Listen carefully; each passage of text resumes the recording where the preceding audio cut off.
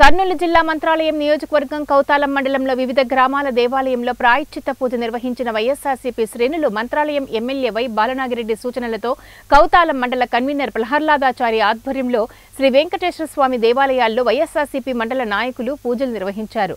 తిరుమల లడ్డు వివాదంలో రాజకీయం చేయడం మంచిది కాదని తెలిపారు. కార్యక్రమంలో vice MPP Bujjiswamy, MLA PS sarpanch Paul Dinakar, ఉప సర్పంచ్ తిక్కయ్య, అవతారం, వడ్డేరాం, భీమేష్ తదితరులు పాల్గొన్నారు.